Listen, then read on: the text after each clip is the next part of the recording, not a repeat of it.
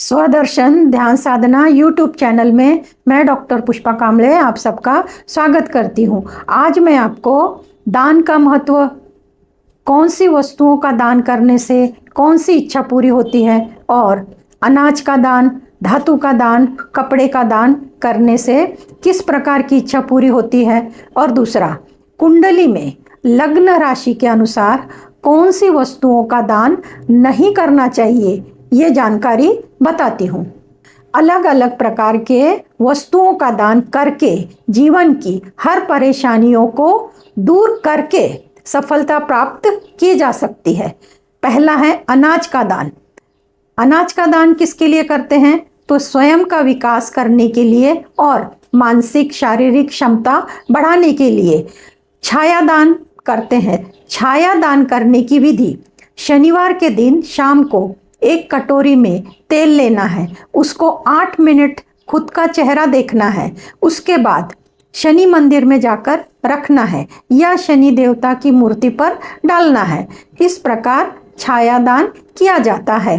दूसरा, name fame, प्रसिद्धि, यश, सम्मान, प्रतिष्ठा और स्वास्थ्य लाभ मिलने के लिए रविवार के दिन अनाज में गेहूं का दान करना चाहिए अपने सामर्थ्य के अनुसार। मानसिक रोग, मानसिक परेशानियों को दूर करने के लिए सोमवार के दिन चावल का दान करना चाहिए, अपने सामर्थ्य के अनुसार करना चाहिए। कोर्ट केसेस, पुलिस केसेस में फंसे हैं और खून संबंधी बीमारी है तो इसके लिए मंगलवार के दिन सत्तू का दान करें, अपने सामर्थ्य के अनुसार दान करना चाहिए। शिक्षा प्राप्ति के लिए रुकावट आती है तो बुधवार के दिन हरे मूंग दाल का दान करना चाहिए, वो भी अपने सामर्थ्य के अनुसार, जितना आप दे सकते हैं उतना। भयानक रोग से मुक्ति पाने के लिए गुरुवार के दिन चने की दाल का दान करना चाहिए, अपने सामर्थ्य के अनुसार। वैवाहिक जीवन में कलह का वातावरण है, इसके लिए शुक्रवार के दिन चावल का दान करना चाहिए, अपने सामर्थ्य के अनुसार करना चाहिए।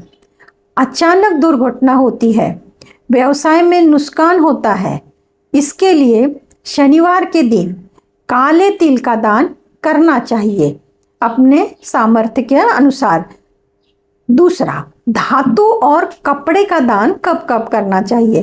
तो सोना धातु, सोने का दान करने से मान सम्मान बढ़ता है, यश कीर्ति प्रसिद्धि मिलती है, विशेष पद की प्राप्ति होती है, नेम फेम में वृद्धि होती है। सोने का दान अपने सामर्थ्य के अनुसार करना चाहिए। दूसरा, चांदी धातु।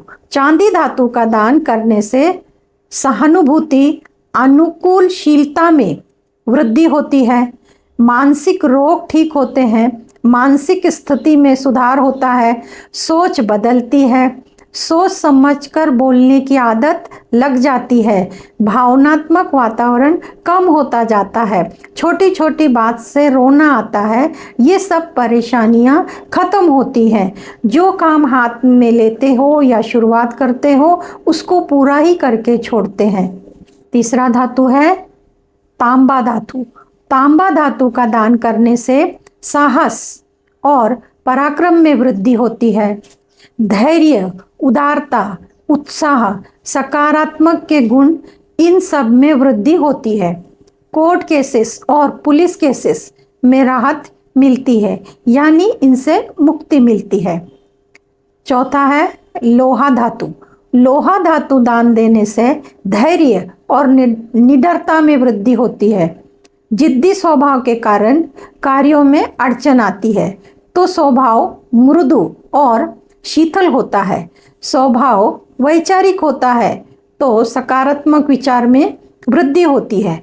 स्वभाव कभी कभी स्वार्थी होता है, उसमें कमी आती है। काम के प्रति एकाग्रता बढ़ती है, यानी उस काम के प्रति समर्पित भावना जागती है। अब कपड़ों का दान आर्थिक परिस्थिति में सुधार लाने के लिए और धनवान बनने के लिए सुंदर, रंगीन, टिकाऊ कपड़ों का दान करना चाहिए। फटे पुराने कपड़ों का दान नहीं करना चाहिए।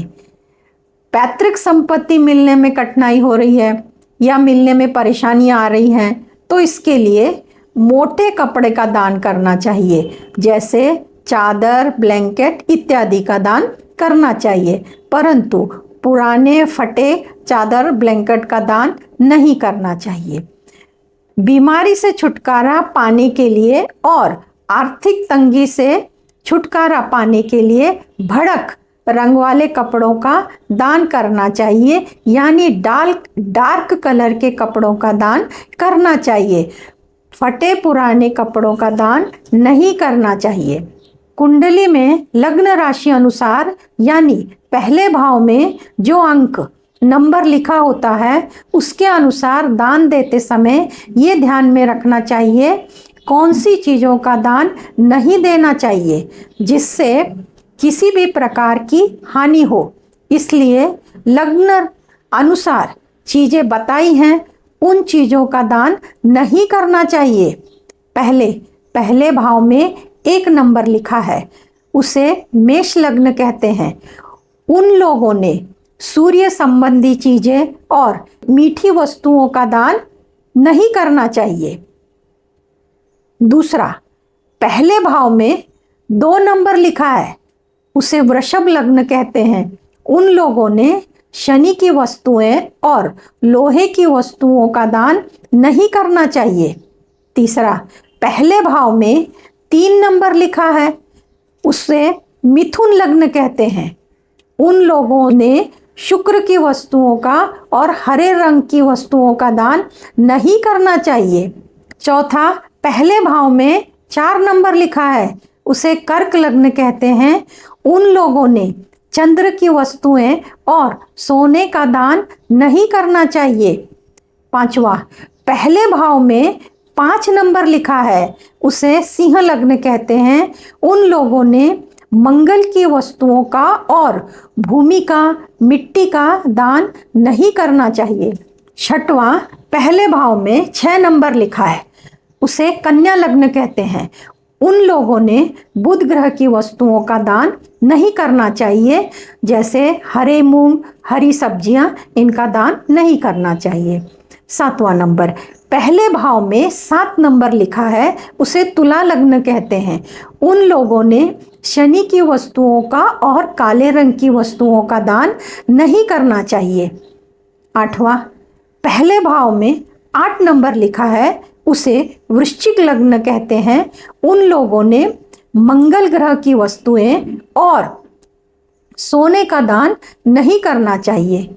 9वां, पहले भाव में 9 नंबर लिखा है, उसे धनु लग्न कहते हैं।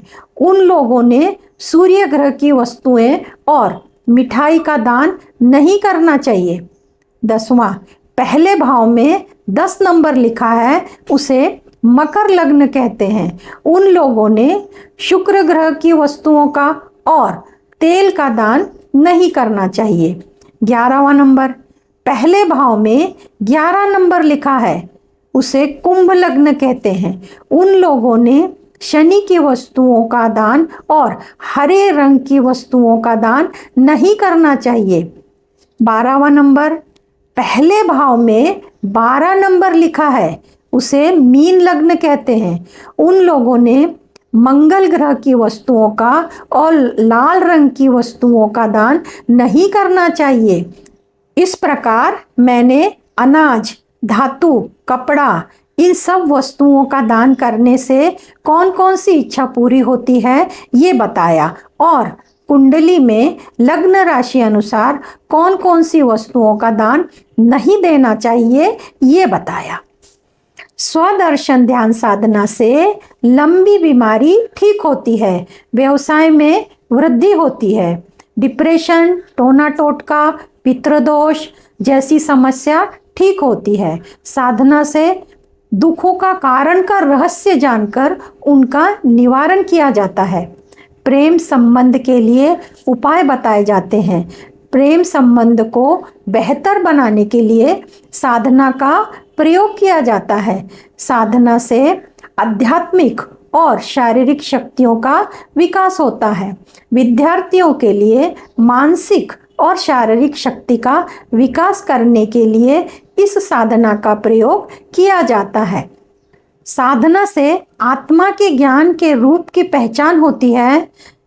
इस साधना में आपकी इच्छाओं के लिए या आपके परेशानियों के लिए राशि के, ग्रहों के, नाड़ी के, इंद्रियों के, कर्मेंद्रियों के, 7 चक्रों के, 5 तत्वों के मंत्र उच्चार किया जाता है और उपाय बताए जाते हैं।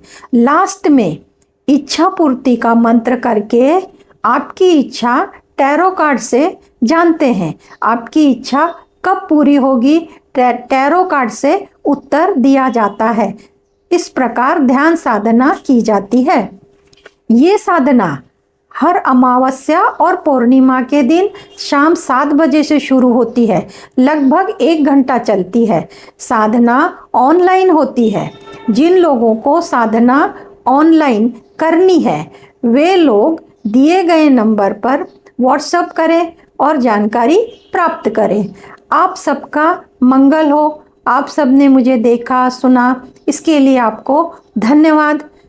आप सब में स्थित दिव्य आत्मा को मेरा शत शत नमन।